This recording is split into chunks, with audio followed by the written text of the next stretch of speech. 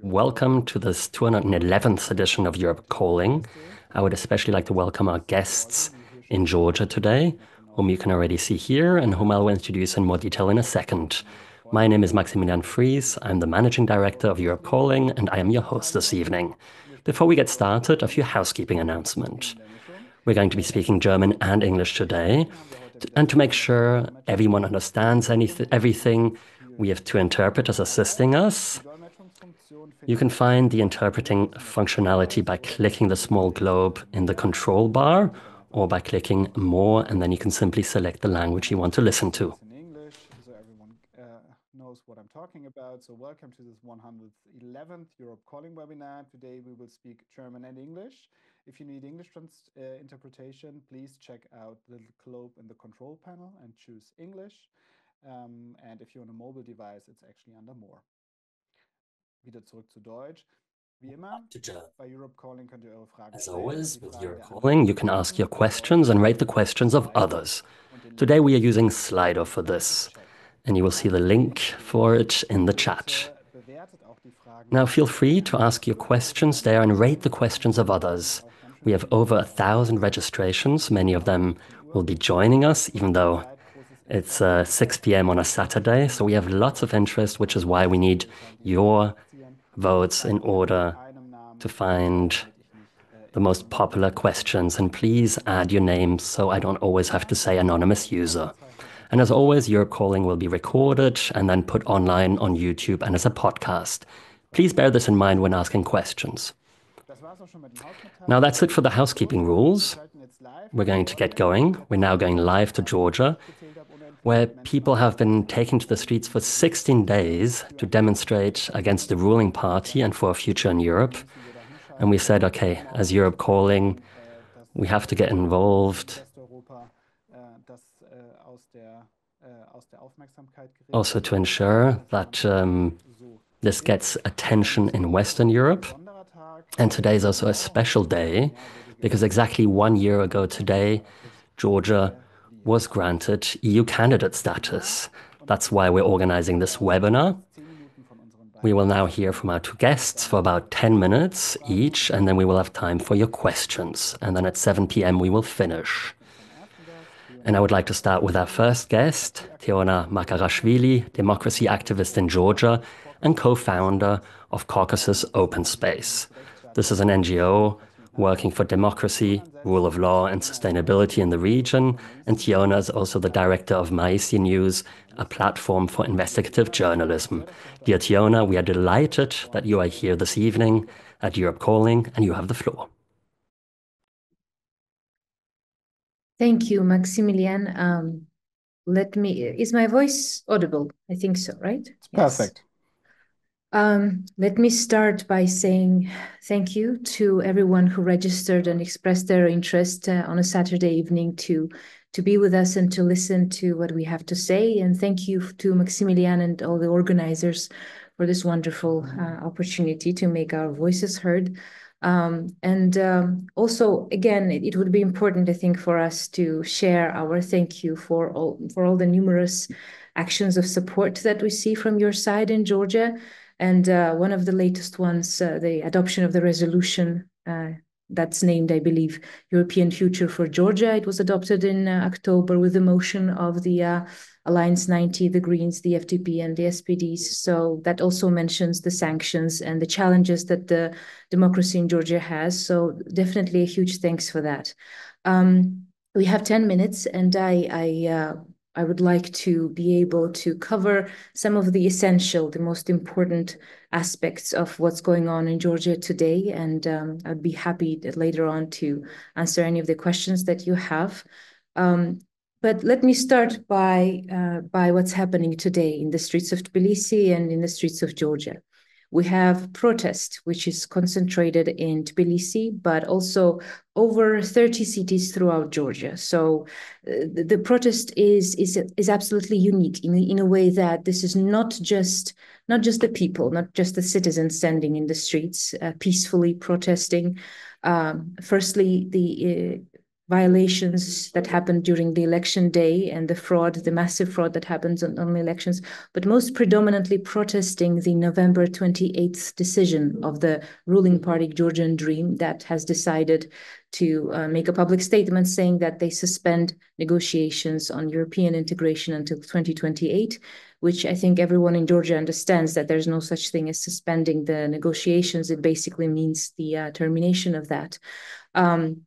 And that resulted in hundreds of thousands of people peacefully coming out to the streets to protest this. And everyone who follows Georgia and the Georgian society knows that for over a decade, public opinion polling has been showing the overwhelming support of the absolute majority of Georgians for the Euro-Atlantic integration. The average number of supporters has been 80%.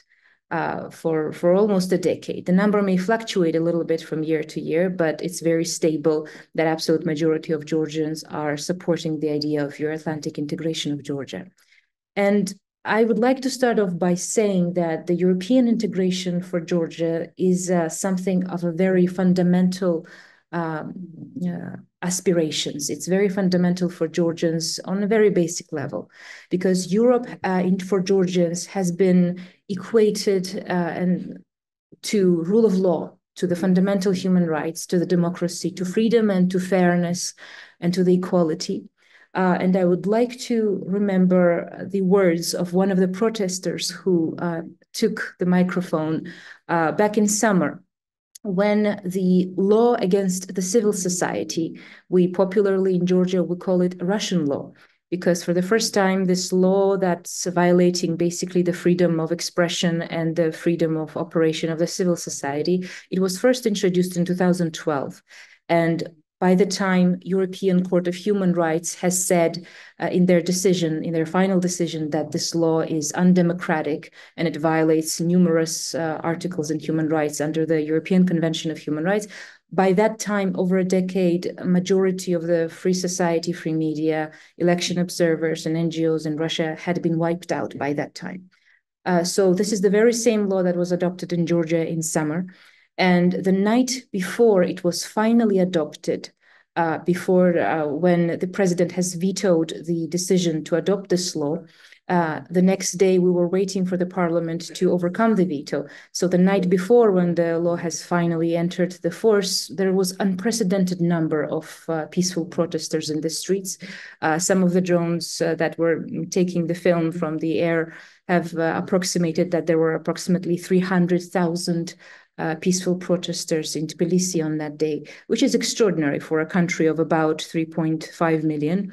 It's an unprecedented number, and many more have supported the Euro-Atlantic integration and protested those undemocratic laws from their homes as well, without being able for some of them to join the protest.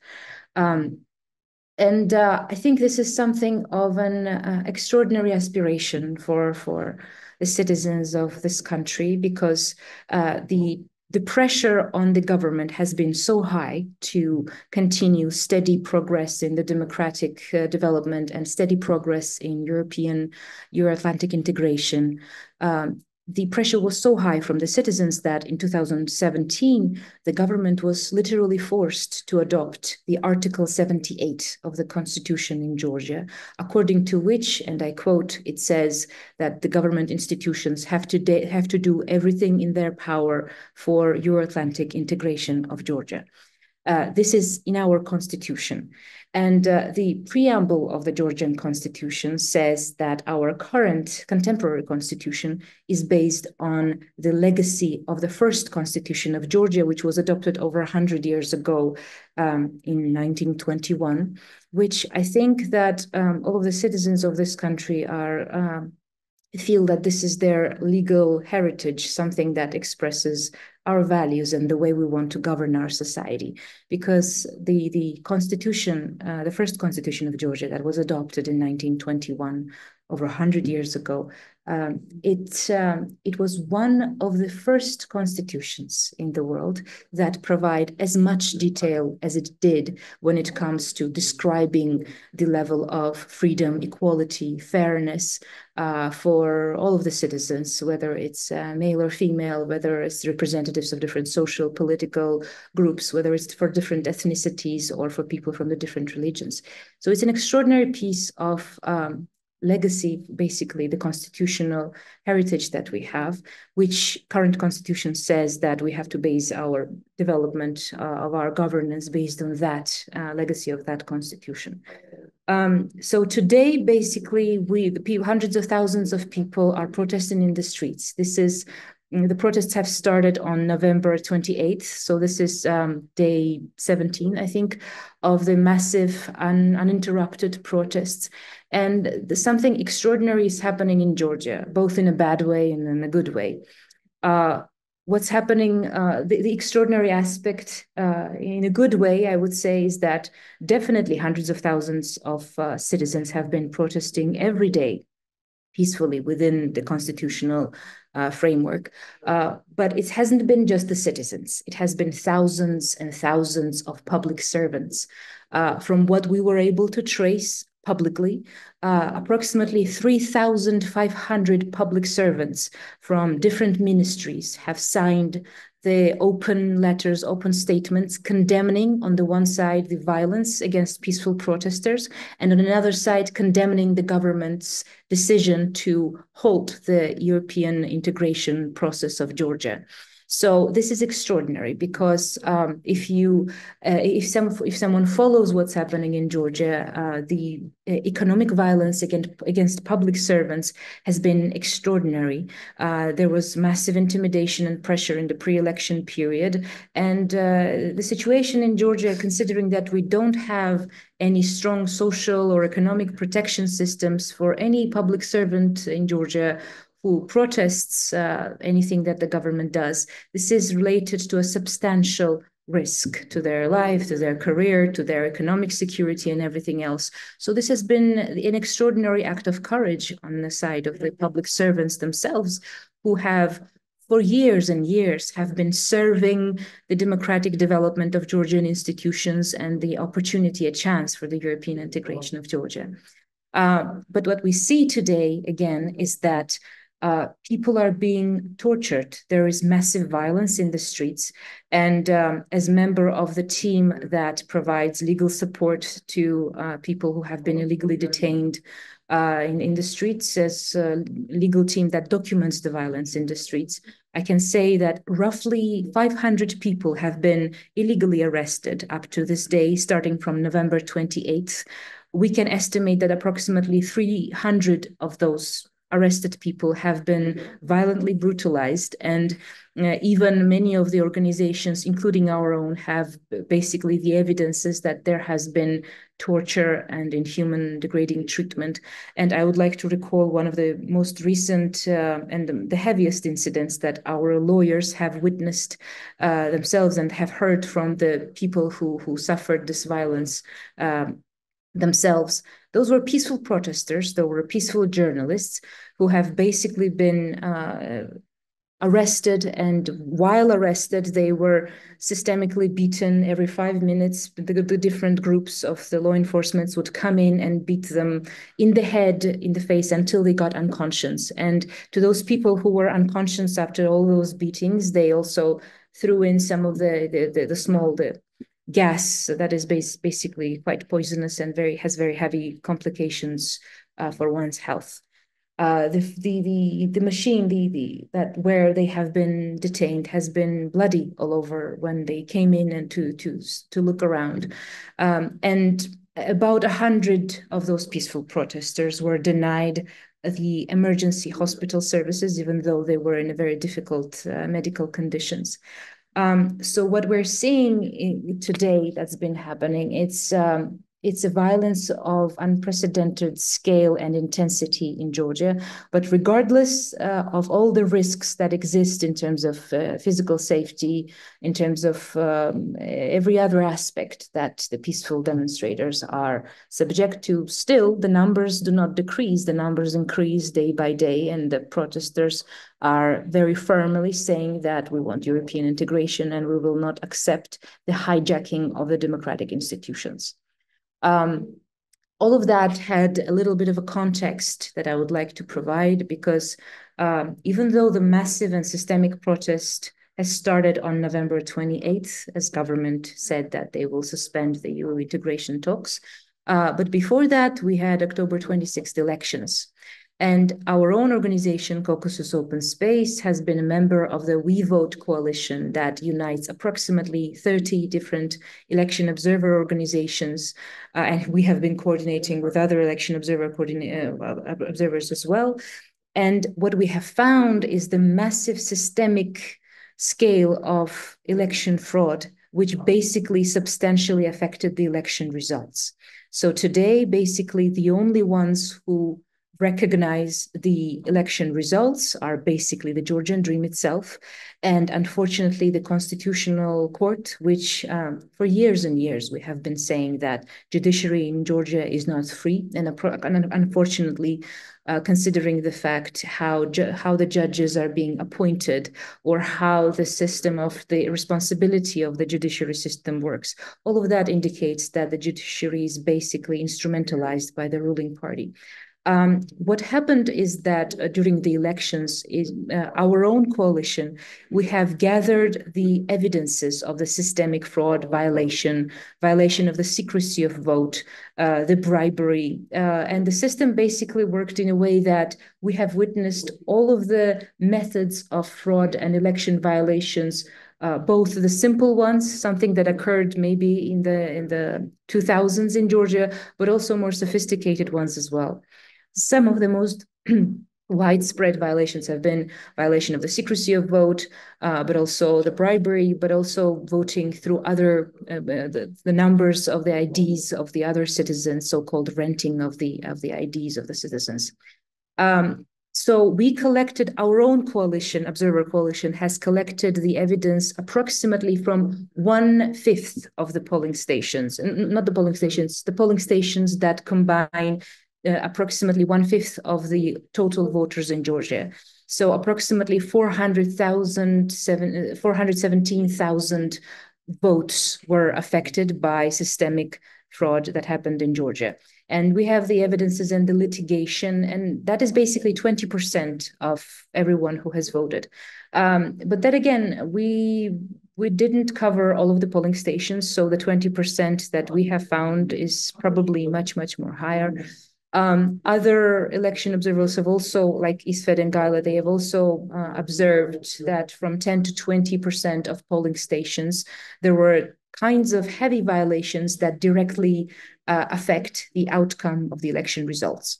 The tendency that the elections were basically hijacked and stolen, this is not just something that the local observer organizations have confirmed, but this is also something that was indirectly confirmed by the political prisoners of the Russian regime that have somehow escaped and now live abroad. For example, you probably all know about Roman Udot. He was the chairperson of the election observer organization Golos, and the founder of it, and he was one of the first leaders of one of the first organizations that were affected by the so-called Russian law that was later copied in Georgia as well. And they have the methodology of Kissling-Shpilkin method developed by the data analysts and scientists that basically follows any kind of inorganic anomalies in the data that indicates that the elections there was massive fraud in the election. So the Russian data analysts, also the former prisoners of the Russian regime, they have also confirmed that there is high likelihood that there was fraud and that substantially affected the election results in Georgia. Third thing that I would like to mention is also that We have a very difficult situation in Georgia in terms of how the Georgian Dream has prepared for the elections as well. You may all have heard of the hasty election legislation changes that the Georgian Dream Party has adopted, which helped them basically to score the election results that they did. We had, for example, the Russian law that we constantly talk about, which substantially increased the violence against the civil society and the media. We had the so-called offshore law, which allowed basically money laundering into Georgia, because it removed all of the fees or the taxes for bringing in the money and the large funds from the offshore zones. We also have the so-called law against LGBTQ propaganda that creates a completely unsafe environment for the LGBTQI activists and their allies. So the situation has been very difficult all over. And right now, after the elections, the Georgian Dream Party has also initiated the law, which makes it extremely easy for the Georgian Dream to dismiss any public servant that they feel is not supporting them. The procedures for dismissing public servants have been simplified to absurdity. Yes, basically what we're seeing right now, it's the situation that we have never witnessed basically since the 19s or the 2000s. The situation is historically dramatic for throughout the history of the independent Georgia. All of us basically are expecting that even more of our activists are going to be illegally detained. Police is also sneaking the drugs into the pockets of the detainees. They are just illegally arresting everyone in their homes or while they're walking a dog. There are anonymous calls on the activists and the media. And the situation is difficult all over, basically, with, as I've mentioned, lots of instances of torture and ill treatment of the people. Yes, this I don't keep track of the time, so yeah. I think yes, if you could come to an end, and then we do everything there's left to say, we do in the Q&A. I think it would be great. Right. What I would like to say towards the end is probably that the civil society in Georgia, all of us have a couple of demands during the peaceful protest that we voice on a daily basis. But some of the things that we ask also of our international partners is definitely the sanctions, but the sanctions have to be strong enough that they are felt. We are also, we're not recognizing the elections that we feel that they are illegitimate based on the couple of factors, the massive fraud, the violence against the peaceful civilians, as well as violation of the Article 78 of the Constitution of Georgia, because the Georgian Dream decided to halt the Euro integration process. So I think I will stop here, but obviously there's a lot to say. I don't want to take more time now, but I'll be happy to answer any of the questions that may come. Thank you, Teona. Vielen Dank auch für deine Arbeit. Thank und you. auch Also sicher thank auch you for keine your work. ungefährliche Arbeit aktuell. Certainly also not without its risk. And we getting lots and lots of questions. So if you do have questions talking to the audience, then put your own into the chat and also vote on the other questions. Then Dr. Sonja Schiffer is our next speaker. She is head of the regional office in the South Caucasus. She's also working for peace promotion and the illiberal influence of Russia in Turkey, Georgia and Bosnia was the topic of her doctorate thesis. Thank you very much for this invitation. And a thank you to Teona. That was a really good overview. I'm going to try to be a bit shorter and talk about the broader framework and what the options for the Western democratic partners are. Maybe just for the background, I have been the head of the Heinrich Böll Foundation in Georgia for 3 years now. And of course, around our foundation, everybody supports the protests. And it's completely clear that the large majority, if not all the Georgians who support democracy, are not in agreement with this decision to turn their back onto Europe, and they're also not in agreement with the violence and the anti-democratic measures that can be seen on the streets now. But in the last years, in terms of the atmosphere and the mood, things have been deteriorating with our partners, because all of these developments were already looming for the past few years, and now we hear again and again, but you've only just got your candidate status and everything seemed to be going so well. But that's not true, and the civil society in Georgia has been saying the same for years, that that's not the case. And when they received candidate status last year, the reception of that decision was met with mixed feelings. It wasn't really a happy day. And now they have candidate status. They've had it for a year. And people like me and the Georgian civil society have been working for this for a year, but they got the status in this context of this illiberal, more and more illiberal government. And it was clear that they were turning further and further toward Russia. They still got the status because of the very pro-European stand of the civil society in Georgia.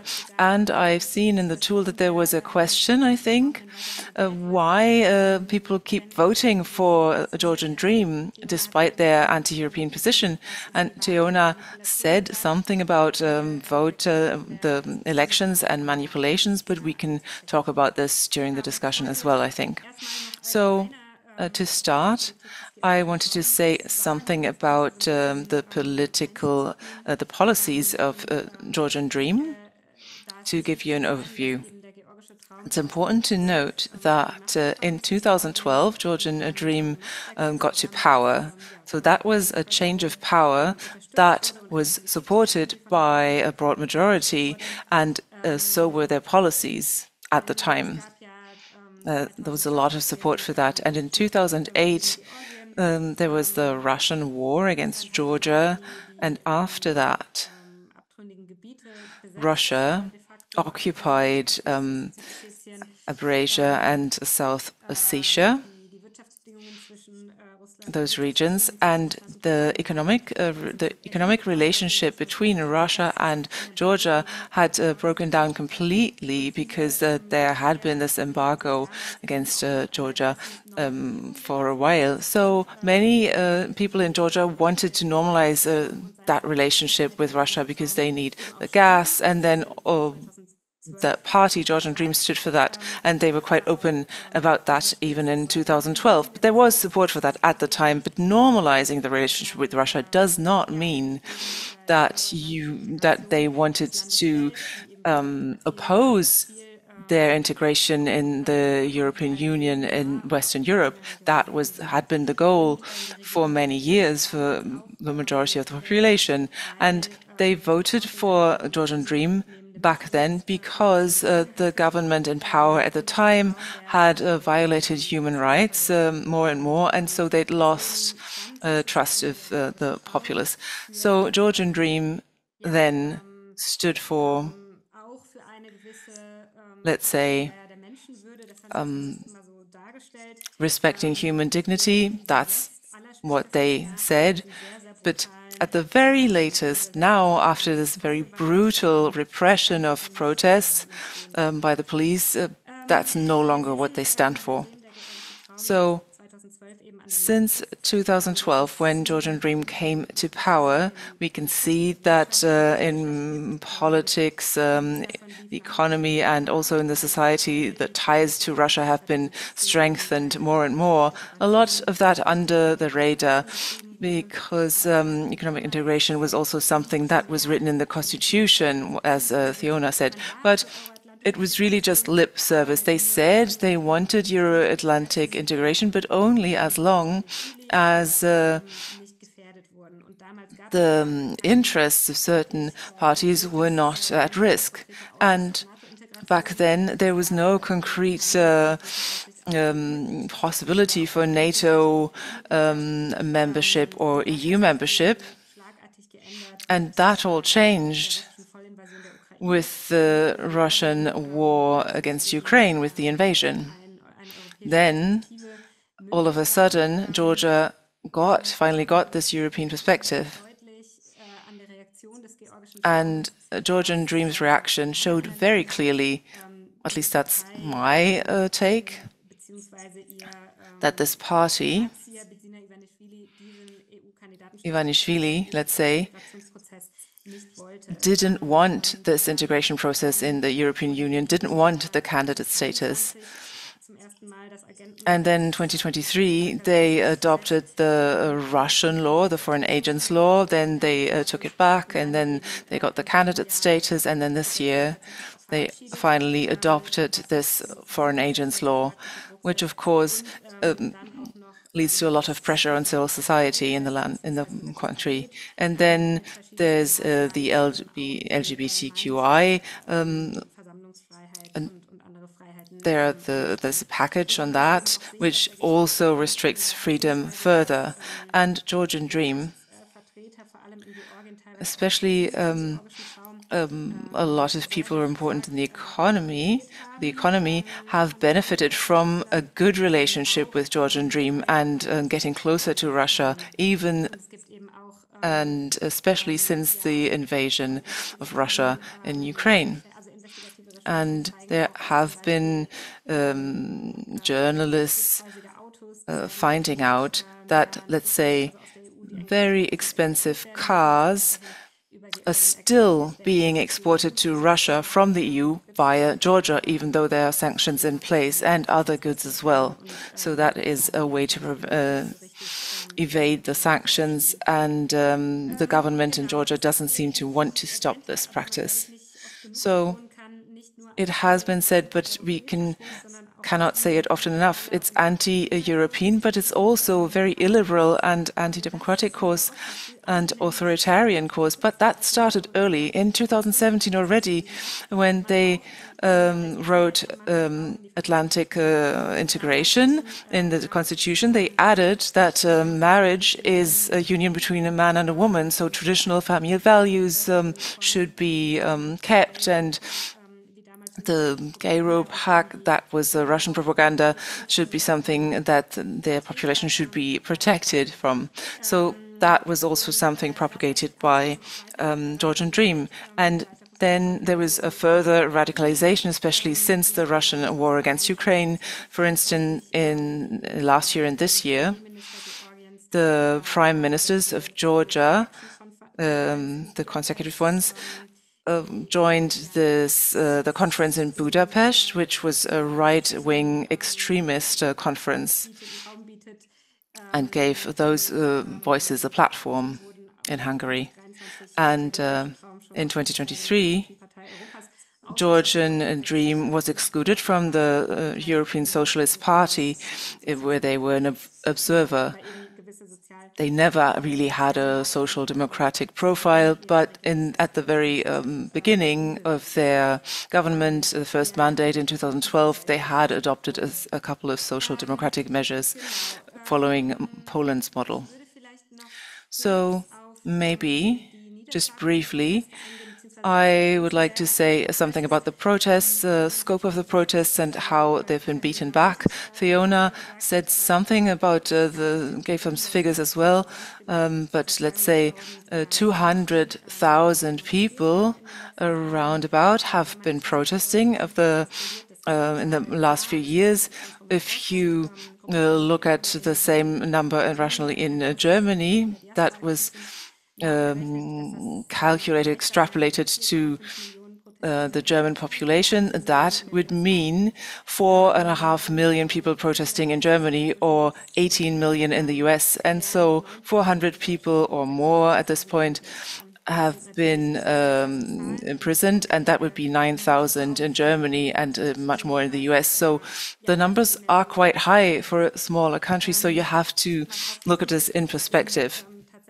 So what's important is also that there are hints that this repression from the police is systematic in nature. So people are injured systematically when they are detained. That is in itself is, of course, illegitimate. But then after having been detained, when they are in the police cars, they are beaten up, humiliated. There are horrible pictures going around from people with black eyes, a broken nose, broken ribs, and without have been detained for days in jail without seeing a doctor, and then when they're released, their ribs are still broken, untreated. Maybe one last point on the German and European reaction to this. Teona said it, that there was a resolution by the German parliament before the election, and there have been several resolutions by the European Parliament lately. The last one came last week to call for sanctions against Georgian Dream, and maybe also to stop visa-free travel for the party, but for the country, but that would also be a measure against the population, of course. Then no more high-level meetings, but that's already happening in practice. Only Viktor Orban from all the European member states has actually been meeting a European Dream and also congratulated them on their so-called election victory. Then in the last few days, there had been a visit by several MEPs, and I had the opportunity to be there as well. These European Parliament members also joined a demonstration later in the evening. I think that was very important to show their solidarity. And then they wrote a letter to say that these elections should not be recognized. They also called for bilateral sanctions, and they wanted an EU special envoy for the European future of Georgia. And I think such a post would be very helpful at the moment. Then next week, there are going to be ministerial councils and a European Council meeting as well. Decisions will be taken. It's not clear right now which measures will be adopted and if or what sanctions will be adopted. So it's not clear. Anything could happen. Hungary, especially, but also some other member states are blocking any joint EU measures. So Germany, which is not something that happens a lot, has really been working for even bilateral sanctions or a coalition of the willing to adopt sanctions, joint sanctions against Georgian Dream, even if Hungary is blocking joint sanctions by the entire EU. So since the election or since the adoption of the foreign agent law, there have been other measures taken by the EU. For instance, the introduction of EU funds in the defense area, and then bilateral funding for development cooperation. That had been stopped. These two things have been stopped in exchange for more money for the civil society. So the EU and the member states are really put to the test here with their reaction. And to come to a close, I would like to speak about 3 points that I find particularly important. So I think this is really a very good example for the battle between democracy and autocracy. That's a global battle at the moment. And it's a good point to illustrate the values that the EU stands for and that, say, Russia stands for. That's the same battle that we're seeing in Ukraine. Of course, that's a lot more serious. But also in some EU member states with disinformation, with propaganda by right-wing and extremist and populist parties. I'm not sure whether everyone in Germany has really understood what's happening. And I think we should wake up to this reality. We have to. And I also think that this is a good example to illustrate how important it is that the EU is capable of acting. We can't have individual states blocking decisions. I think that we have found a format, the coalition of willing, etc., to take some decisions on Georgia, and I think that has to be reinforced in the future. And my last point, with a view to Georgia, Georgia and their attitude towards Russia and the EU, there is no split in the society. They have been wanting to integrate into Europe for decades, a very large majority, and Russia is seen as the largest risk and danger for the country. And these protests from very different layers of the society shows that this pro-European attitude is strong in the population and that they need and deserve our support. Thank you. I'm going to speak English now in order to facilitate the discussion. For the 20 minutes of the Q&A. So we have many questions. I also have many questions, but I first want to thank you both for that. I think that this half an hour helped a lot to understand the situation much better. I want to start with what you said last, Sonja, and Margit in the Q&A is asking that question as well. So what role did Russia play in the election fraud? And I want to extend this for both of you, actually, that we speak a bit more about the role of Russia and also maybe compare, if you can, the situation with Romania in a way, because Romania was a situation where there was a very strong disinformation and social media attack against the election, where the president was nearly elected on behalf, we must say nowadays, actually on Russia, and there the judiciary then canceled the election, and there has to be a new election. So maybe how you compare this? Is there still the possibility that something like that happens, or is the judiciary in Georgia completely on the line with Georgian Dream and the oligarchs? So maybe a bit about what is the influence on Russia here, especially on the information space, and is there still something that can be done against it? Maybe Teona, if you want to go first, and then Sonja. Sure. Thank you for mentioning it. Actually, today is a very interesting anniversary, so to speak. Exactly 10 years ago, the Georgian Dream basically started its governance by crimes against cultural heritage, and then it went on with the other directions. Exactly 10 years ago, on December 13th, RMG Gold, which is an offshore company, mining company, which has very strong relations with Russia, if you look at the different investigative pieces, they basically exploded the world's arguably, probably the first, one of the oldest gold mines, which dates back to 3rd, possibly 4th century BC. And the interesting, what happened is that they were able to do so with the illegal actions of the Georgian Dream Party, because we also have a very extensive research about that, about how that happened. And this was a site of importance not just for Georgia. There were researchers, international archaeologists from all over the world, 10 different countries, including from Switzerland, from Germany, from Belgium, that were involved in this research. And they were all saying that only 4% of this Sakhrisi Kachariani was researched, and the remaining was basically unknown what we would be able to find there.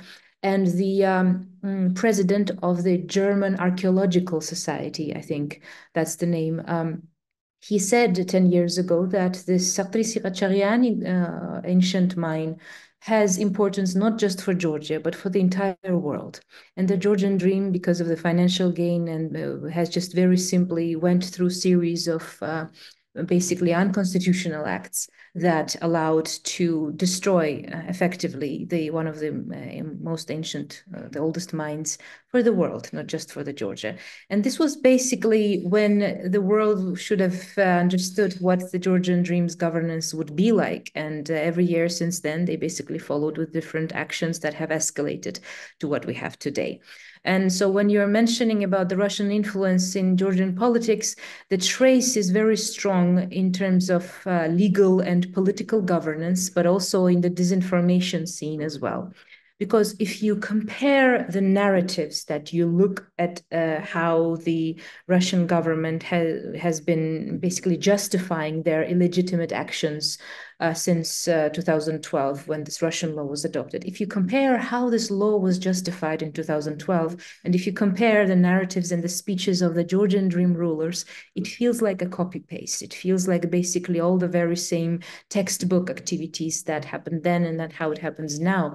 Because even if you look at the structure of the law, the justification, the individual provisions of the law, it feels basically like a copy and paste of the law that is increasingly very strongly undemocratic and damages the civil society. Apart from the political and legal copy-pasting of the textbook instructions of how they are dealing with the free civil society, we also have very powerful disinformation campaign against the EU.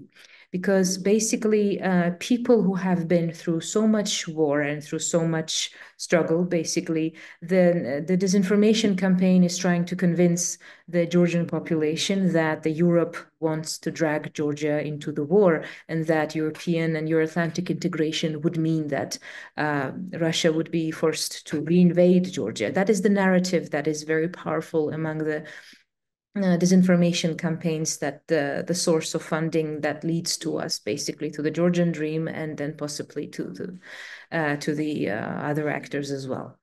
The disinformation is also very powerful against the LGBTQI groups, against the gender equality, all of the values basically that is being completely turned around, and people are being told that, well, Europe is forcing us to adopt gay marriage, or the other ridiculous narratives that are swirling around basically. And this is all very difficult because before the elections, we have seen that a year before the elections or so approximately, the Georgian Dream slowly started to remove gender equality policies from its strategies. Basically, it has also revoked the gender quota, which have also damaged two things. They have damaged women's participation in the politics, but it also has damaged political parties, because there is huge asymmetry of the political funding. Georgian Dream has enormous privilege when it comes to comparison of the political funding. So for smaller political parties, the funding that came with those gender quotas was a substantive opportunity, possibility to have some capabilities of their own in this process. And so this disinformation campaign is largely harmful for the entire process, definitely. But then again, I'd like to stress once again that even though with this disinformation campaign, absolute majority of the Georgians are saying that we want Euro-Atlantic integration. And let me also repeat once again that in Georgia, again, over 100 years ago, we had first democratically elected Muslim female member of the local self-government. And then again, swirling the disinformation that gender equality is something that someone is forcing us externally is indeed something quite ridiculous to tell to a country with lots of history that promoted the equality, not just for women and men, but also extraordinary stories from the LGBTQ communities that we had throughout our history as well. Thank you, Gina. Sonja, do you want to comment on that? Yeah, I largely agree with Teona. I would just maybe highlight once more that in the Georgian case, we don't. I mean, I can compare maybe better to Moldova because I know a little bit more about the country actually than about Romania. But there haven't been. Well, first of all, a big difference is that in Moldova we have a pro-European government and not pro-Russian government in power. So the government in Moldova has an interest in exposing Russian influence and Russian disinformation, which the Georgian government doesn't.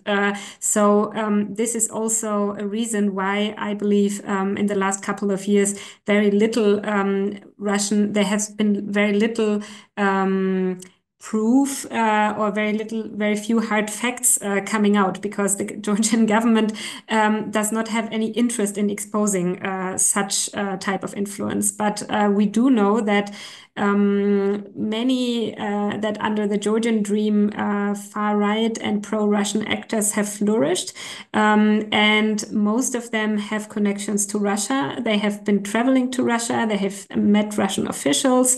They have advocated for Russian narratives, as Teona has said.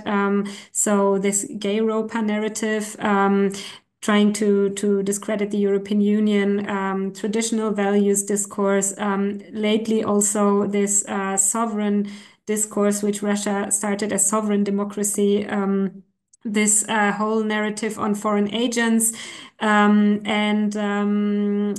the interesting thing is that the Georgian Dream has basically, in the end, even though some of these actors were closely connected to the Georgian Dream, has in the end marginalized almost all of them. And there are discussions that they did so because they do not tolerate any independent or any attempts at independent power in the country, even when it comes from the right. So basically, they themselves took over all these right-wing and pro-Russian narratives and pursue this policy now themselves. And we know also from investigations from journalistic investigations that there has been some Russian funding. For example, Russian investigation revealed that Russian officials funded the election campaign of the Georgian party Alliance of Patriots a couple of years ago, but this party was also marginalized basically by the Georgian Dream, taking over all these pro-Russian narratives. And unfortunately, the judiciary cannot be counted upon because indeed there are very few independent voices in the judiciary, and the Georgian president had already filed a complaint about the elections with the Constitutional Court, which was rejected.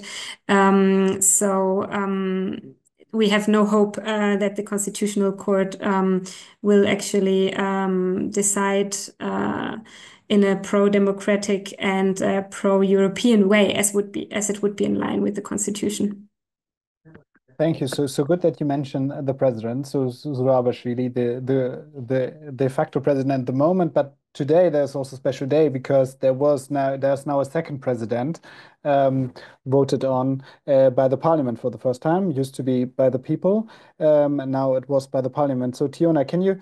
There's also many questions about this actually from the audience. So Helga, for example, asked, what do you think will happen when the current president is not going and accepting the new president, and generally, what do you make of the new today elected president?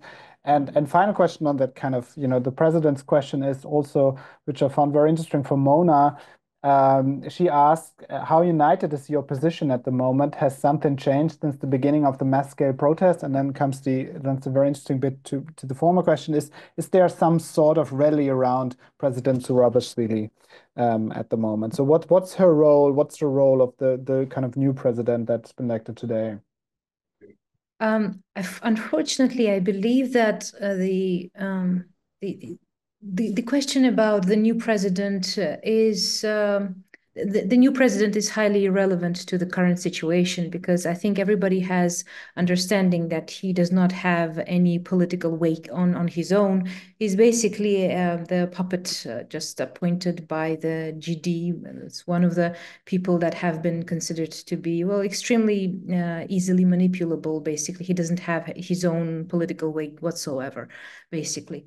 When it comes to the opposition, I'd like to reframe the sort of the conversation a little bit to the fact that these elections have not been about political preferences or political tastes, because here we are talking about the rule of law, we are talking about democracy, and we're talking about human rights. We're talking about very basic and fundamental things that the Georgian Dream has violated, and the Georgian Dream basically violated constitutional principles that Georgia has.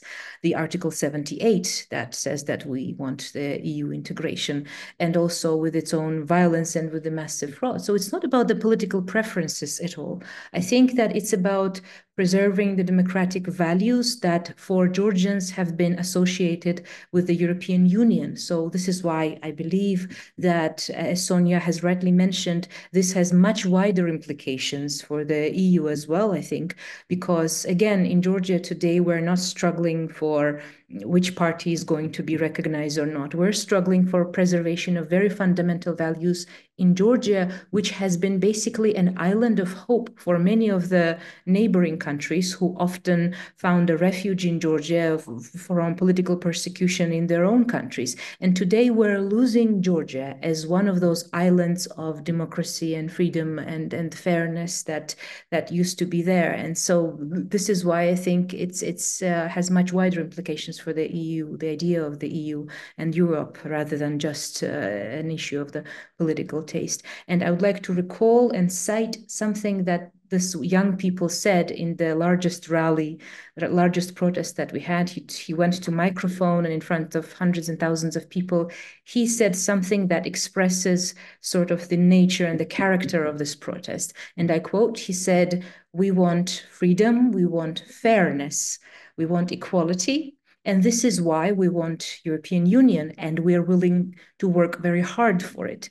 That was his quote. And I think the fact that hundreds of thousands of people are risking their lives and are risking the torture and inhuman treatment, and thousands of public servants that are doing the same, I think it proves that today we're struggling for very fundamental democratic principles and human rights. It's not an issue of a political taste. Mm-hmm. Thank you. Maybe Sonja, can you say a few words, and also, how you see it, what the role of Zurabishvili will be in the future now? Is she becoming the figurehead in a way? Yeah, that's a very good question. I think what is interesting is that Zurabishvili has really worked very hard to gain trust from the wider population, because for a long time she was perceived as, and she was, when she was initially elected on the ticket and with the support of the Georgian Dream, and it was difficult for her in the beginning to gain the trust of the wider population, of those not supportive of the Georgian Dream. But it turned out that she is very independent-minded, and she is very democratic and pro-European. So the Georgian Dream chose someone who did not, like almost everyone else, one has to say, tolerate and support its anti-democratic and anti-European course, but someone who actually fought for Europe. And she did that very hard, and she traveled to Europe multiple times, to the EU, with her own money, because the government didn't approve her trips, and she was even brought to the Constitutional Court for that, and impeached, which didn't work.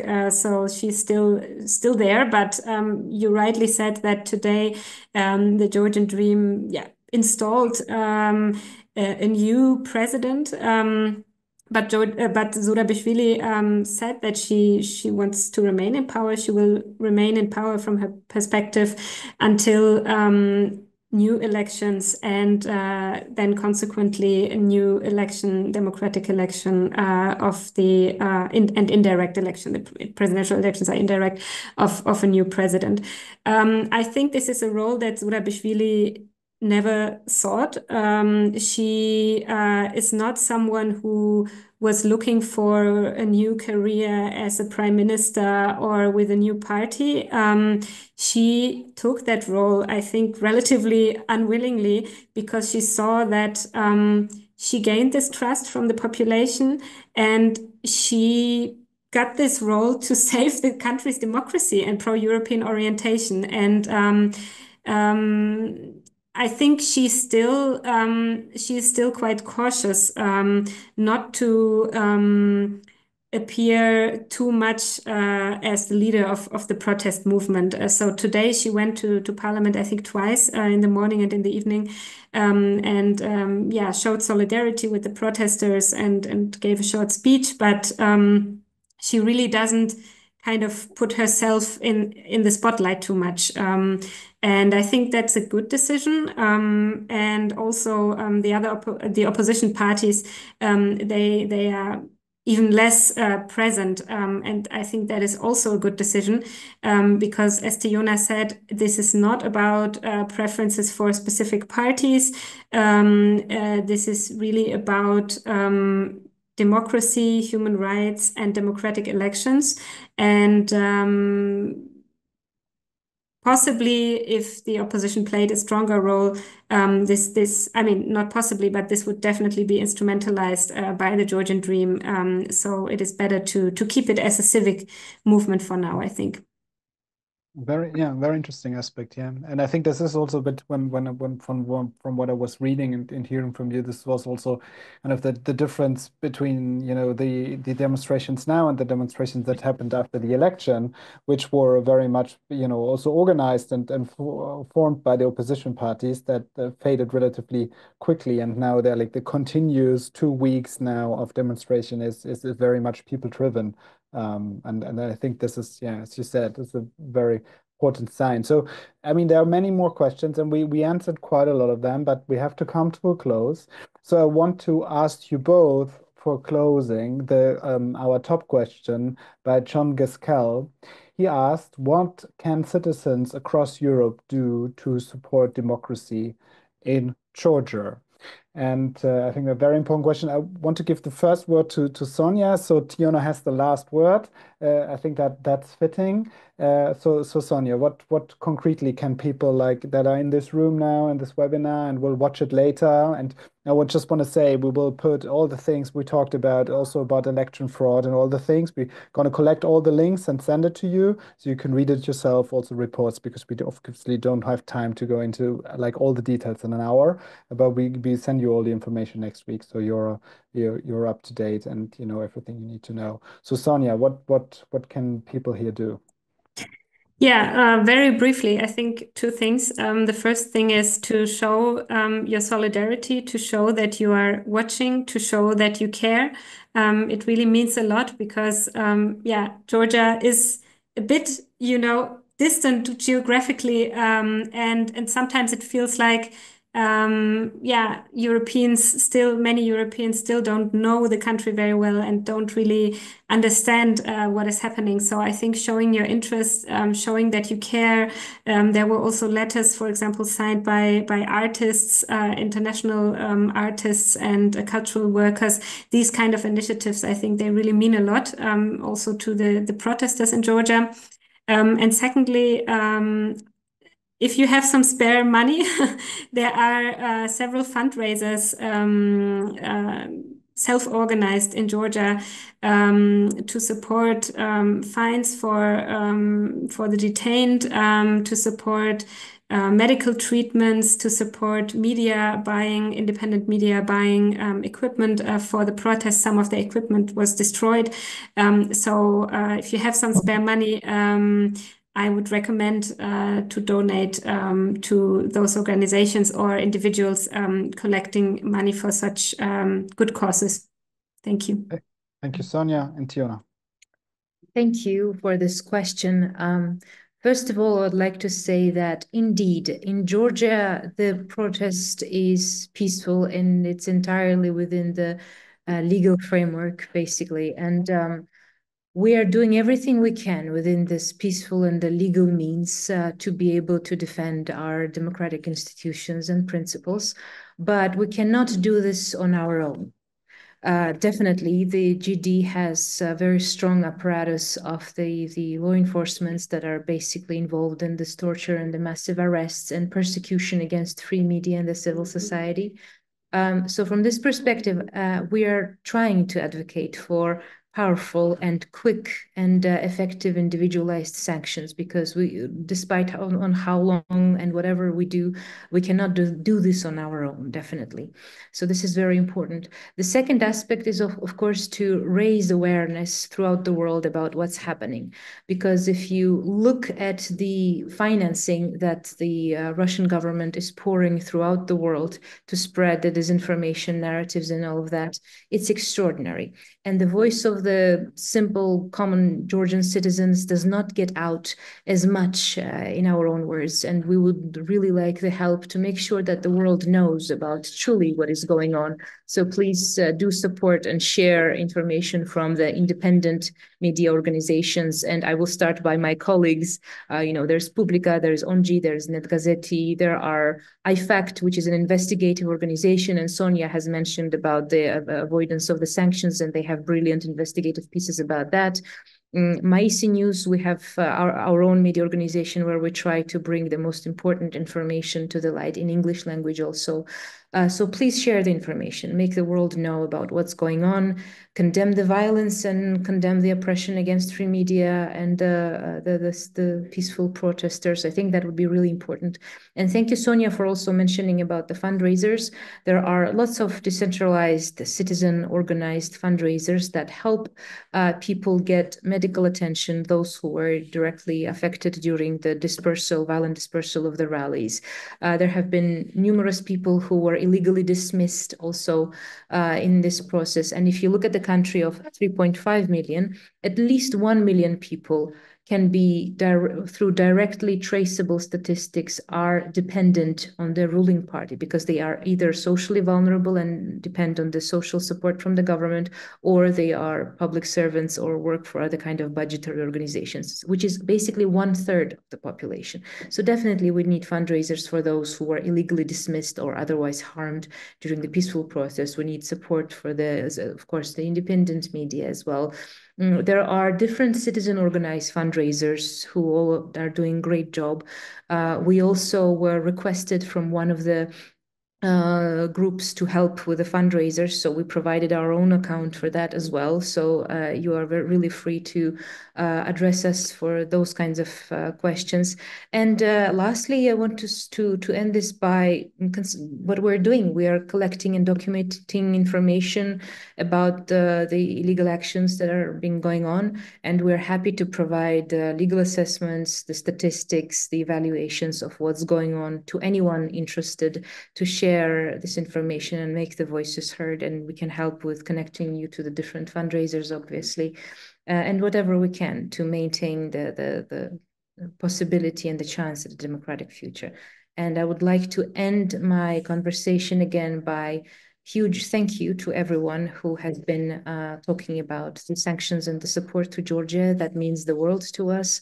Yes, then again, in the words of the politician Zvania, who was assassinated decades ago, I'm Georgian, therefore I'm European. And I think that our membership in the EU would mean that you would get one more ally who would really work hard and do everything we can to make sure that the rule of law and the human rights and the democracy that has been associated and has become synonymous with the Europe and the European Union, to protect those values at all costs, because I believe that, again, this is a zero-sum game. This is the most valuable and the precious thing that we can do today. So I think this is all our common goal. So thank you very much for this opportunity once again. Thank you very much. Hier kurz ins Deutsche.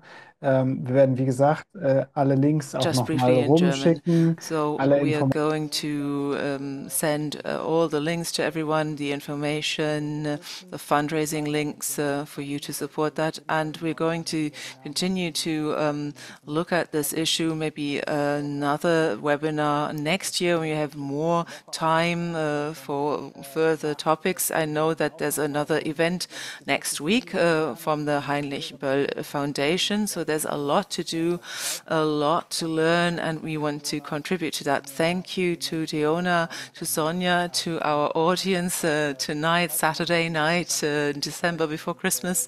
That was a really important signal.